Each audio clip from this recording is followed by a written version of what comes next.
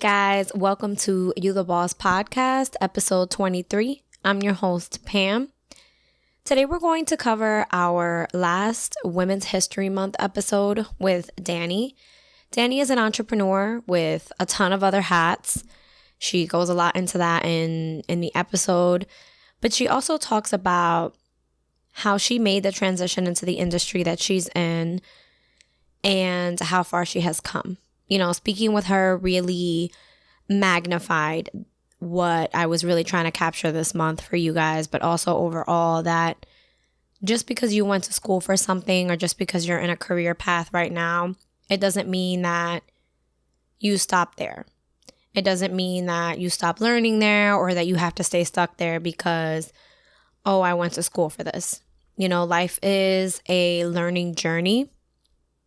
I'm going to be putting her information in the show notes as always, and I hope that you guys give her a follow, look her up, definitely engage with her, and I hope you guys enjoy this episode.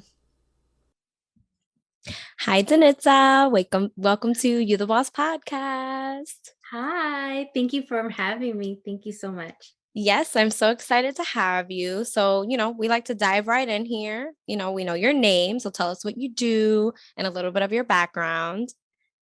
So, yes, my name is Danitza Reyes, and better known as Dani. Dani. And I am an interior designer slash stager, and I also work in property management. Oof, and loaded. Yes. And I am about to be a CPM candidate, which is pretty cool. CPM? Yes. So it's certified property management. It's just is going through this whole realm of training and schoolwork and stuff to become certified in property management. So it's like a level up from nice. That's really cool. Yes. So it's like there's the property manager and then there's Dani. Exactly. I like it. Exactly. Oh my goodness. Whoops. Okay. So is this something you went to school for, or how did you end up here? Like, how did this come into your life? So I've always been interested in interior design and real estate. Like I can go back as far as me being 11 years old, and everyone else was watching cartoons and I was watching HGTV on Saturday mornings. You're like, I'm not interested in the cartoons. No, I was coming home and watching Trading Spaces and figuring out how I wanted to decorate my room and the entire house. And my mom thought I was crazy, but it was always like in the back of my mind that I was going to get there one day. And I actually started my career in the medical industry. I went to nursing school. And very, very soon entering nursing school, I realized that that's not it. That's not me. And I went through a very difficult time trying to figure out what I wanted to do with my life and make everyone around me proud. So I worked in the medical industry for a long time in medical sales, and I would come home every single day crying. Oh my gosh. It was horrible. And my husband and I bought a house back in 2015, and I started decorating it. And when I started decorating it, I said, wait, this is what I've always wanted to do. Why hasn't it clicked? But even before then, actually, I got my real estate license back in 2012. I'm sorry, I'm backtracking a little bit. No. I got my real estate license in 2012, and I didn't really do anything with it. I just had it just, to have it. I guess I always thought that I would do something with it, but I never really did. Bought a house in 2015, started decorating it, and right then and there, I'm like, that's what I needed to do. So sorry, this is becoming a long story. No, this is what we want. We want to know like the very beginnings of this. So I ended up leaving my job in the medical field and started trying to find jobs in interior design and real estate, but it's very difficult without a bachelor's or some type of degree in the field. It's almost difficult, like so difficult for you to find something that's worth you working in. Right. Um, if you get your real estate license and you're a realtor and you hustle and you work really, really hard, it pays off for you in a couple years. But with the interior design industry, if you don't have a bachelor's, you're basically working as, a receptionist in an interior design firm, or Wow. you're working retail at like Lazy Boy, um, which is not knocking anyone that does that. It's Of course. perfectly fine. But for me in particular, like I have a home, I have children, I have so much that goes, in Into my your life. day to day. Right. Yes. So it was my pay grade had to be a little bit higher personally for me in order for me to make it worthwhile. Right. So I went to school, got certified in interior design, um, did a lot of odd jobs in interior design, and then finally I'm like, you know what? I'm starting my own company. Um, so I started Sayer Homes, Hmm. and better known as Sayer Staging right now because I'm mostly in the staging industry at this point. Yes, I remember watching that. Yes. But I do interior design, and I actually want to get a little bit more into it and away from the staging at this point. So yes, that kind of went into the interior design side. And property management was because when I went into real estate, I got my real estate license not really knowing what I wanted to do. I just kind of like, You I just got got it to it. have it. I Hmm. love the industry, was going to figure it out. And working in it, I sold homes and everything, which was great and it was fun. But I always, for some reason, while I was working in it, I just felt like, wait, I want to be a property manager. I want to help these people have an amazing experience when they are renting something. My dad was a landlord when I Hmm. was growing up, and I would always help him with his tenants. And I think it just fell on my lap and it just made sense for me. Hmm. And I've been doing it ever since as well. And now my life is much more fulfilled. It's happier and it makes sense. So you don't And come home like crying? No, no, none of that. not at all. Stressed That's out, but not great. crying. Yeah, I mean, that's stress comes with anything, right? Like that's part of that course. Definitely, Um, definitely. so kind of like reviewing all of that, that's such a long string of Yes. starting out in something essentially for it to make you money, right? You kind of went into medical sales to do that, but you knew whether you thought you knew it at the time or not, you knew that you weren't gonna stay there. No, I knew. And I was kind of pushed into it a little bit. I so I'm a Latina. Hmm. I am Dominican and Whoop my whoop. parents are yes. My parents are, immigrants. I'm first generation here in this country and firstborn daughter. So Oof. yeah, a lot of pressure and expectations to meet. And I think, you know, immigrant parents, they tell you, go into the medical field, Yeah. become a Or doctor, be a lawyer. be a lawyer, Hmm.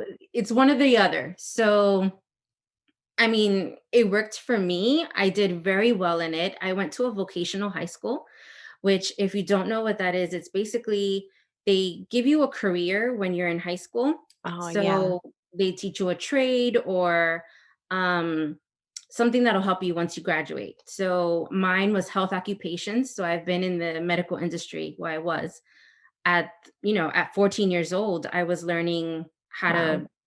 to take blood pressure. I was doing everything that you needed to do in order to be a nurse. And I was amazing at it. And I loved it. I don't I don't want you to doubt think that. that. I really don't doubt that. Yeah. it was great, and I was doing really well in it. But ultimately, when I became older, it wasn't for me. I couldn't continue. It Right. wasn't my life purpose at all. How did you feel? I mean, you mentioned it, right? Like your first generation, your firstborn daughter. How did you feel when you realized that it wasn't for you and that you had to make a change?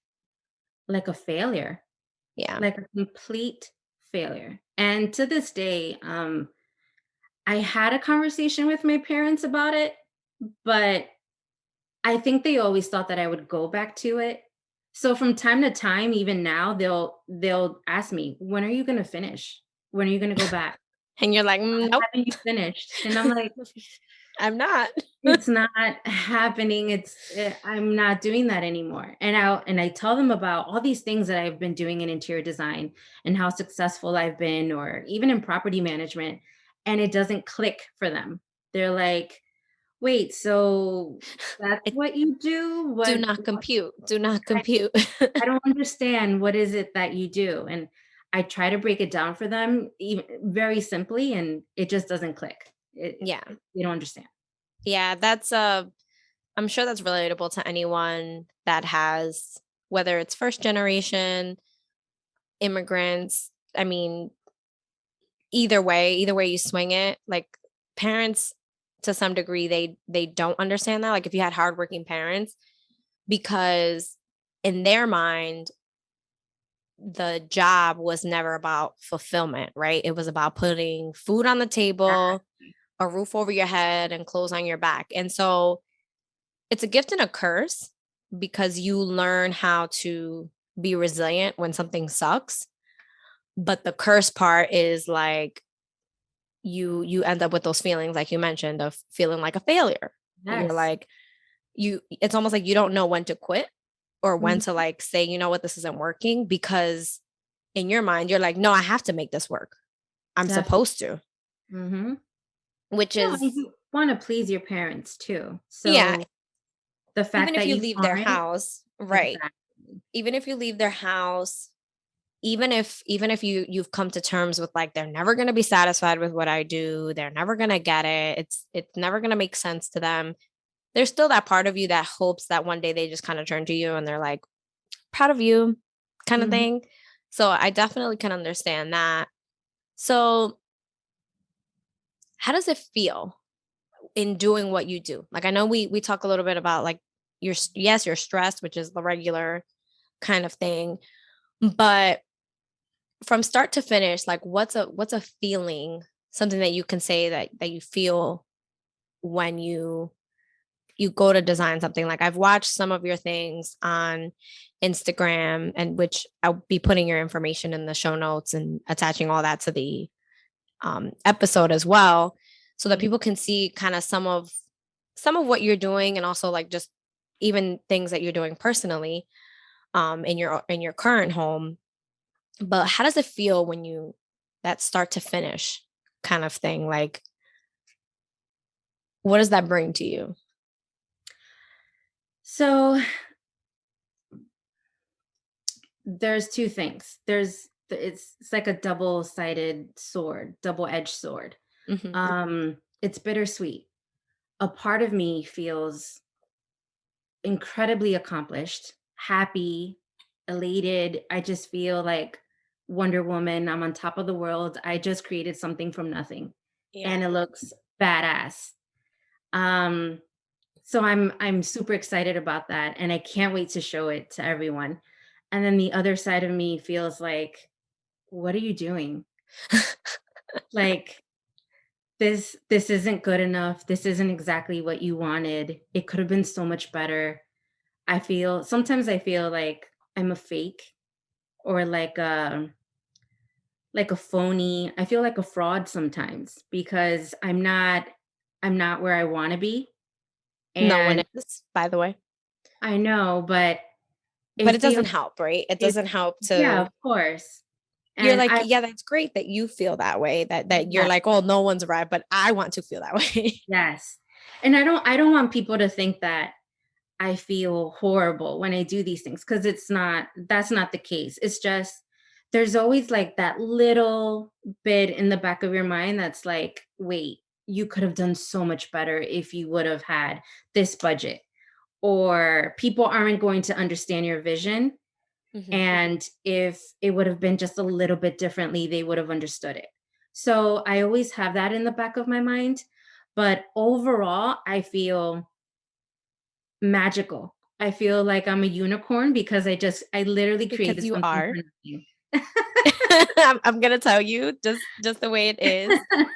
Um, the listeners are probably like, "How do you know that?" So, a little bit of background. We met over a decade ago. Yeah. Um, it was like Um, mutual friends. We were like kind of in the same circle, and then we just kind of dispersed. And I remember you guys got married, and that was kind of the end of when I really saw you. yeah. And I mean, we kept in touch on social media and things like that. So it's interesting that you use the words like saying like you feel like a fake or like even showing up to something because I'm here to tell you, if no one's already told you, that like that is probably the most, unfortunately, normal feeling because you're a firstborn daughter. That's Yeah. check number one. You're first generation. That's check Mhm. number two. And you're also a woman that comes from good stock. So Thanks. there's these levels of like trying to fulfill. Definitely. So even though you are certified for what you do, even Mhm. though you obviously are good at it, because if you weren't, it wouldn't come to fruition.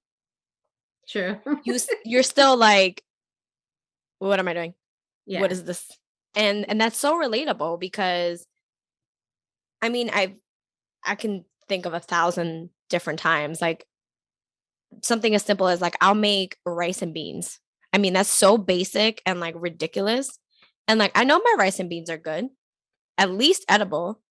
And I'll sit and I'll put them on the plate and I'll put the plate in front of my husband and I'm like, oh, it could have been this. Or, Yes. oh, I could have added this. And he'll be like, tastes good to me. And I'm like, yeah, but it needed a little more cilantro. Yes. Or I could have used less sauce for the beans. And Yes. he's like, I do not, that's not what I Yeah. see here. This is slamming. And I'm like, so it's so relatable to say that because so many people I feel have gone through this like pandemic at least. So the last 2 years, people are like, I feel like such a fraud. I feel like I don't even really know what I'm doing. It's almost like a realization that that's really depending on what you believe in, that's the other side trying to like bring you down and your subconscious also reminding you that you are so much more than you even see yourself as. And I like that you said that. I like that you brought that transparency because if especially if you're on social media, doesn't matter the business or the career that you're in, you see all these people doing these things and you're like, it's hard to not compare yourself to others. Of course. So it's just interesting to hear people time and time again be like, I feel like a fake. And then it's like, yeah, you're not the only one. Actually, apparently we all are walking around feeling this way. Like this, we're all a room full of fakes. Like this is how we feel. Fake it till you make it, right? Absolutely, absolutely. I totally agree with that. Um, so here's a curveball. What what do you want to see come out of where you're at already? You are a mom, you're a wife, you're a business owner, you're a human being above all else. Yep. So when you think about the next 5 or 10 years or even the next 2 years, where where do you want to take your business or what you're doing? I was actually talking to a friend about this a couple months ago, and I remember telling her, I can't take this anymore. I don't want to hustle. I don't want to hustle. I think I want to slow down a little bit. I think for a long time, my life has been on the go. Mhm. I've been, working nonstop. I have 2 kids. I just had a baby. And yes, I have a husband and a house and all these things. And it's like it's literally one thing after the other all the Mhm. time with me. Um, with my business, I want to get it to the point where I don't have to hustle, where I feel comfortable. It doesn't have to be this multi-million dollar company. It doesn't have to be this ginormous, thing. I want it to be comfortable where it's kind of like a glorified hobby, if that makes any sense. I want to make it to the point where I can take on a few clients and I Be done am, with it. yes, I'm ecstatic. I Okay. love it. On to the next person. Um, that's where I want to be with my company. I think that, first of all, thank you for sharing that because, sometimes people are like, oh, this is personal kind of deal.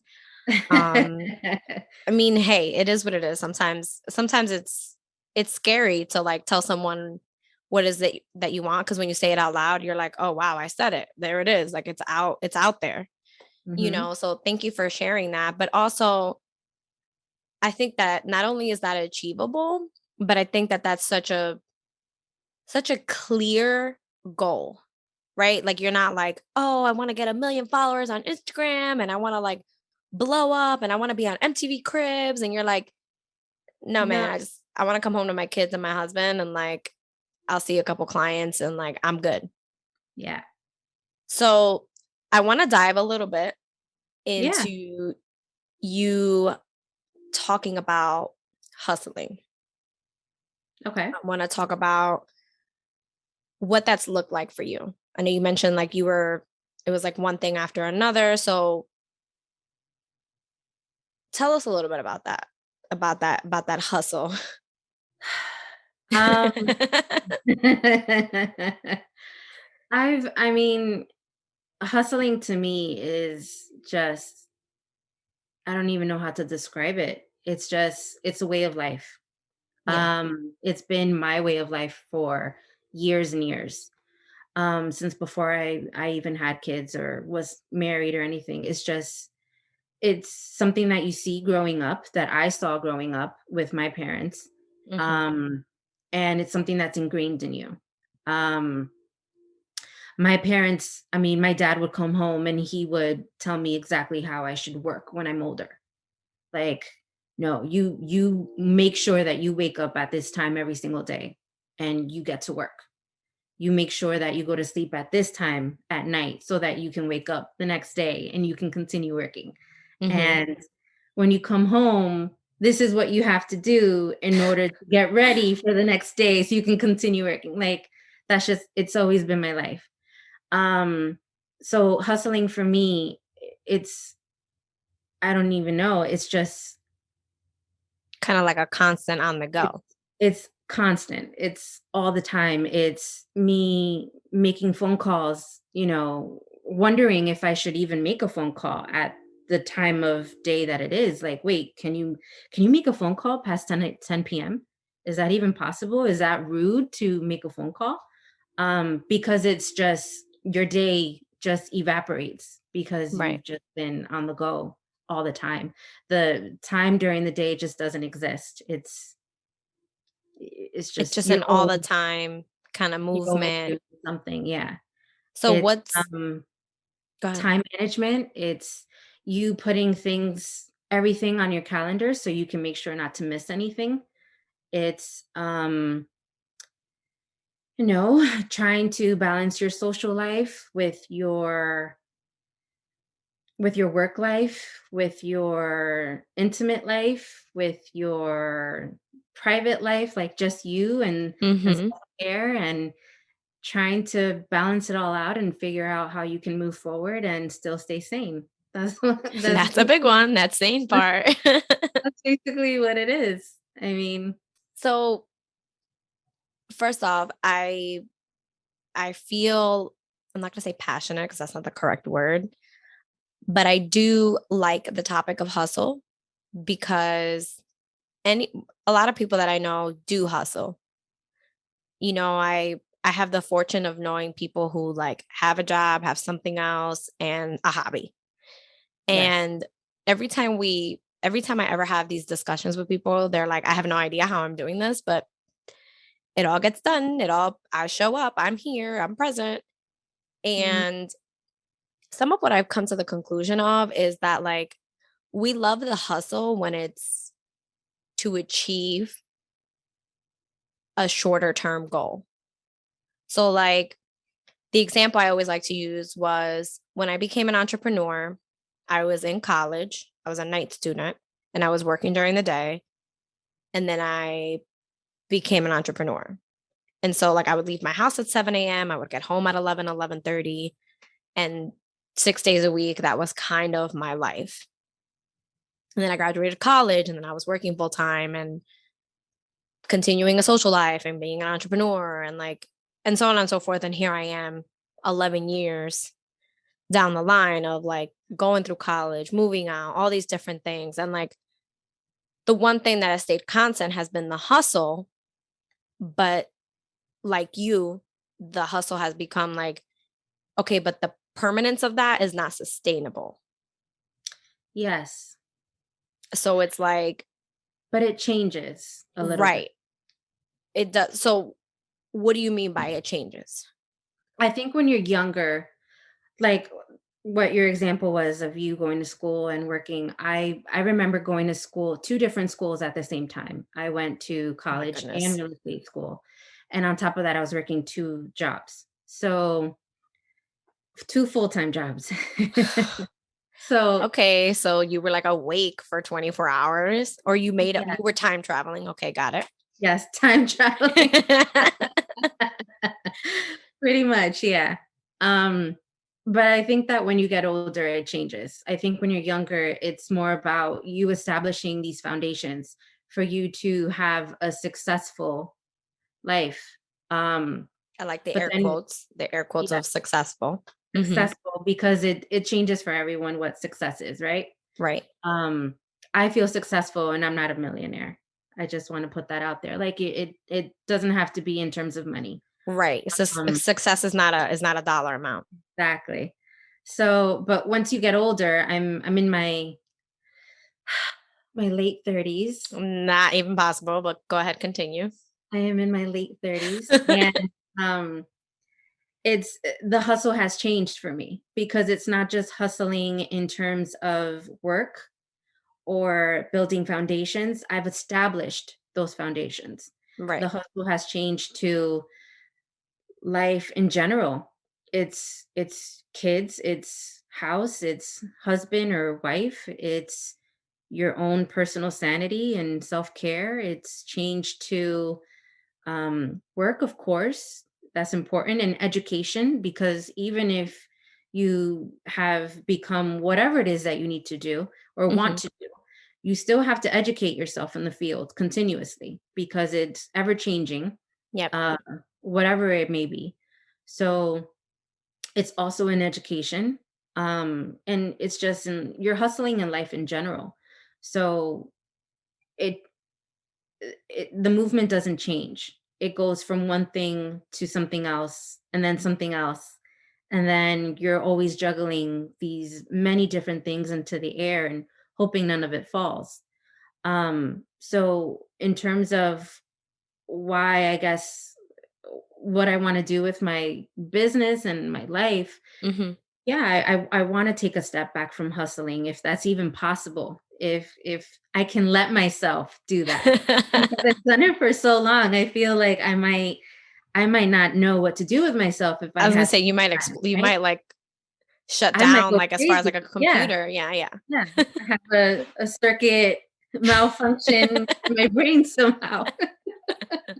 Because I mean, you get to learn how to work under pressure. You know how to work under pressure. You work under stress and you do it really well and that's your life. And then for you not to have that anymore, that's huge. Yeah. So that's what I want to do. Hopefully, Yeah. we'll see if that's even possible. But yeah, it changes.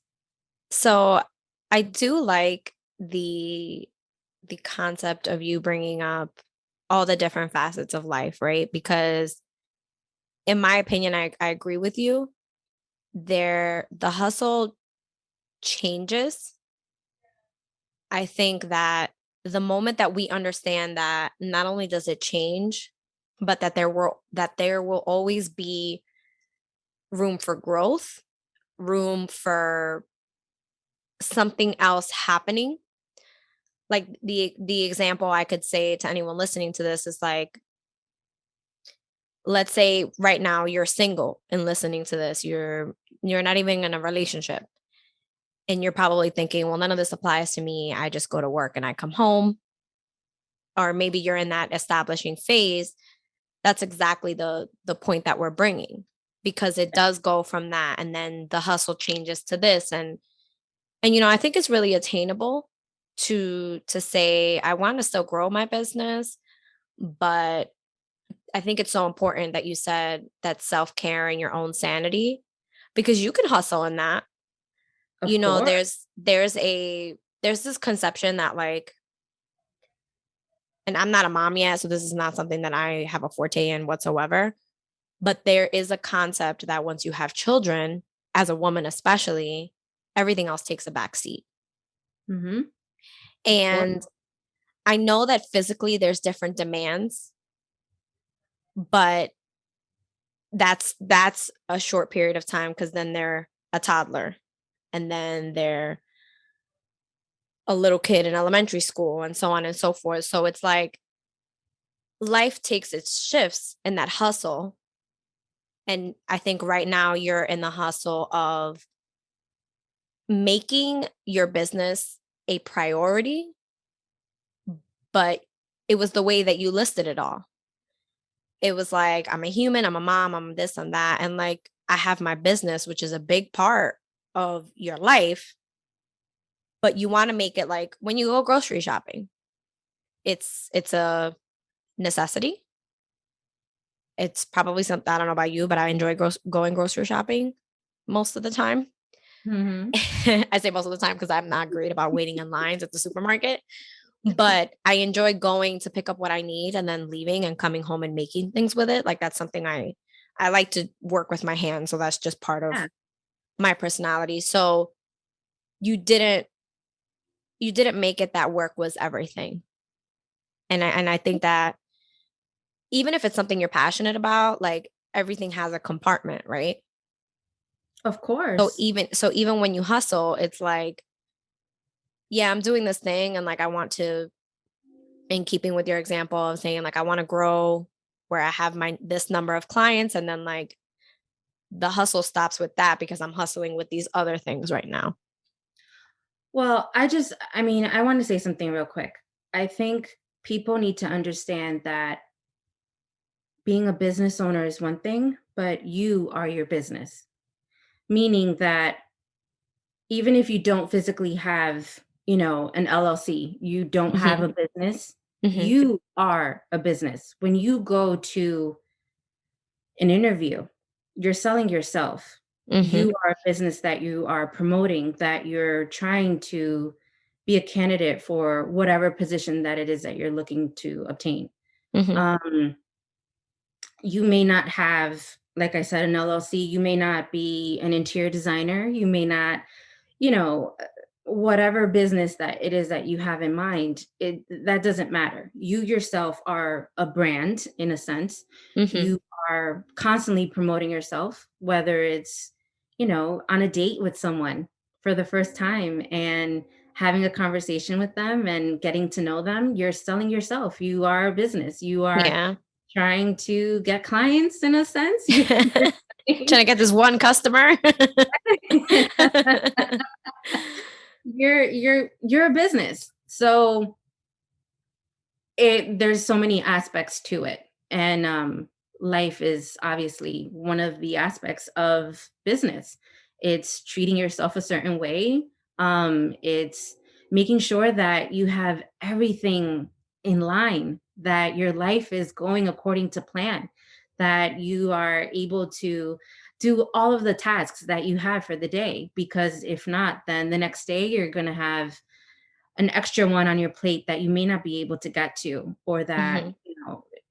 it'll be a disaster if you don't, get to do. So Right. you're a business. And I think that's one of the reasons why this podcast is so important, because it's not just about, you know, a physical business. It's about you. Right. It's about all of you, your entire life. Mm-hmm. Um, yeah, it's not just like I said, it's not Right. just It's not just that. And you're so right in saying that, because it's not just if you're a business owner, right? Like your career. I can give the example of, I've had a couple of entrepreneurs. I talk about a lot of different things, but it's not just related to a business, right. because if you're a lawyer and you work at a law firm, that is your business.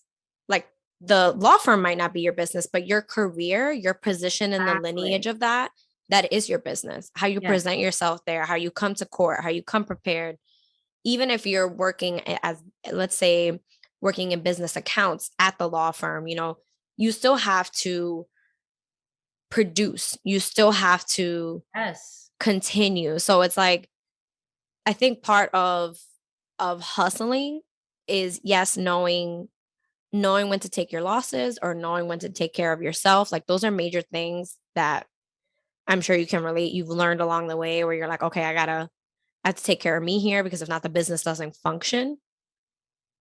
But at the same time, like, everything is a business, Yes. because you have to do the marketing, which is making sure your resume is together. You have to make sure that whatever situation presents itself for your career, that you're able to grasp that. You network in either way, whether you're an employee, a business owner, or both. It all comes down to making sure that, like you said, your to-do list is in the right place, that you're aligning to your schedule, Yes. That you're working properly. You are like a working oiled machine, right? yes. Because Your you don't drive your financials are in order, Yep, you know. you don't drive your car without gas, no matter how expensive it is. I hate to break it to you. Exactly. You can't. I mean, I guess you could try, but you're not gonna get far. Not really. No. So you gotta make sure that you take care of yourself. So what does taking care of yourself look like for you? I know we've mentioned that a few times. You do have several things going on. What are like one or two things that you feel keep you well oiled or well functioning in your own mindset, so that you keep, like you mentioned, your sanity? Because I can't even imagine, that is like such a in my mind, it's such a black hole to become a mom, because I'm like, how obviously I know the biological stances of how, but I'm like, how would I? No idea. I have no idea. So what are some things that like help you kind of self-care, for the lack of catchy term?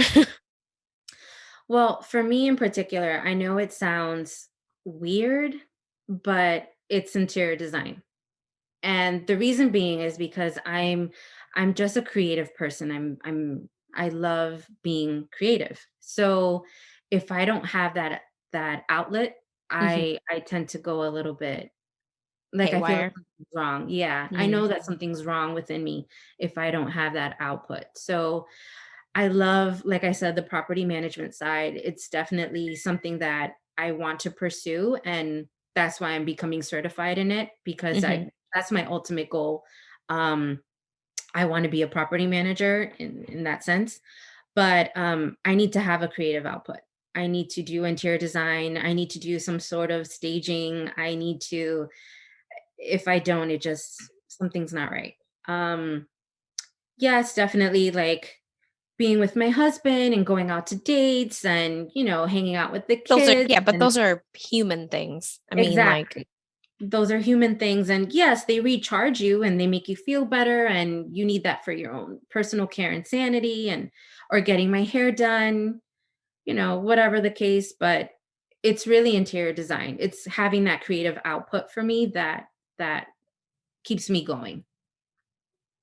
and I don't think it's weird at all, because I think that, like, for me, I like to organize things. That's something that, like, I like it. I could see myself down the line being like the person that you call in and like, I need my closet reorganized. I could see future me doing that because that's something that I enjoy and I'll be able to monetize it. So that's a whole other thing. Mm-hmm. But I think it's important to say, like, yes, this is part of what I do as my business or part of what I do, but it is something that is like my self-care, that I'm able to put that together, that I'm able to, I don't know the terminology in interior design, but you're able to design something. Correct. So I think those things are so important, especially when you are juggling different things, when you are hustling. It's important to know that because it's so easy to get wrapped up in day to day and getting wrapped up in, like, for example, like, I'm sure you're like, I got to put the kids to bed at this time. I have to do the laundry. I have to clean this. I have to get ready for this thing next Thursday. And like, Mm-hmm. so on and so forth. And it's so easy to get wrapped up in like the mundane, regular thing. And then you're like 6 months down the line and you realize that you haven't had your creative outlet. So you're like disoriented.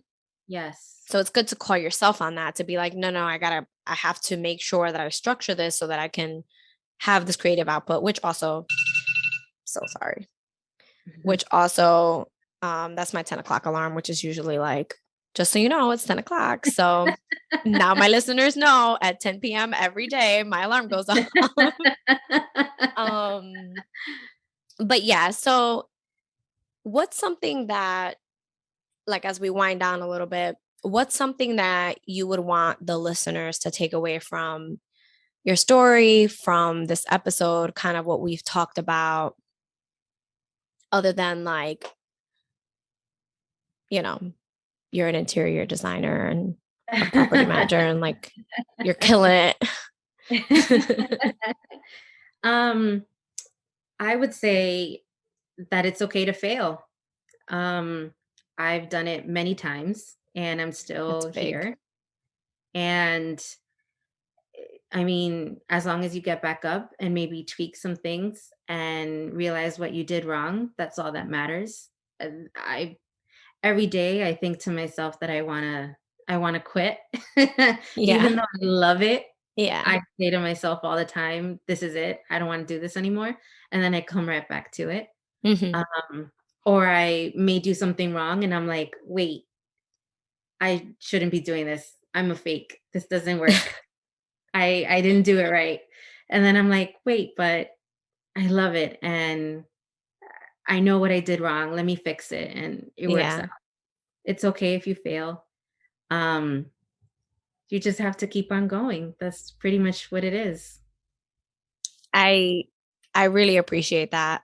I think, sometimes it's so easy to be like, I know it's okay to fail, but like I don't want to fail. Like, who likes failure? Right? Like, when you think about, let's say, I won't even say like a real vehicle. I'll be like let's say like a motorized scooter or even riding a bicycle. And you see something coming up where like you're gonna bump into it and like fly off the bike. Like, you don't do that on purpose unless you're Yeah. into extreme sports, which is a whole other thing. But you don't do that on purpose, right? Like, you try to avoid the failure. Like, that's how we're programmed. Mhm. So it's very important to know that it is okay to fail and that it's not really a failure if Exactly. you learn from it. Like, Mhm. that's the important thing to say. Like, down from the very beginning of, you started with one career in mind because that's where you thought you were going, and then you made the decision to just like, no, this was a door for me to know that that's not it. This Mhm. is not it. And I think it takes a lot of courage to come to that point, but it also is just probably the best thing you ever did, because Definitely. now you're in a completely different realm of what you're doing, and you're taking things to another level. And I will say that the zone of imposter syndrome, of feeling like, I think that those things are always present. I think it's knowing how to keep it in check that really comes in handy. They go hand in hand with failure, like Mhm. calling yourself on like, what am I doing? Or me, little old me kind of thing. Like, that's my thing, where like I'll it happened to me today. I was sitting in my office at work, and it's like really silly. So I handle like payroll for like 50 people, Mhm. and like this guy had submitted something for reimbursement. And I was like, no, you're not supposed to get reimbursed to that. But he's been out for 6 or 7 months, so he doesn't know where he needs to submit it. So like I'm basically like a secretary for like 50 guys because Yeah. they don't know what they're doing. And I'm like, hey, I know. Yeah. So I sat like after I gave the paperwork to him, I sat and I was like, I manifested this. Like 2 years ago, I was like, I just want to help. Like, that's not what I want to do. I want my job to just be this thing where like you need an assistant or you need someone to come in and like do this thing real quick. And then for the rest of the day, like I want to just be able to read or like do my own thing. Mhm. And I started saying this in the beginning of the pandemic where I was like looking for personal assistant jobs. And I'm like, yeah, but I don't want to work 10 to 10. I want to have Yeah. like a regular slot window. I want to be off on the weekends. Like, and now I'm a apprentice clerical for this company. And I was like, wow, like that was me. Like I did that. Like, and then I was talking to myself because that's where this conversation was. And I was like, who allowed this? And I was like, wait. Like I allowed this. I Exactly. manifested this. So I think it's just so important to like to fail and also know when to check yourself of being like, yeah, no, this is all me. The failure and the good parts. This is all me. Yeah. So And well, if I you want to can't check say yourself, I'm sorry. no. Go ahead. What were you gonna say? If you can't check yourself, then you need like a really good support system that's gonna check, you for you. Yep, that's true. Because my husband checks me all the time.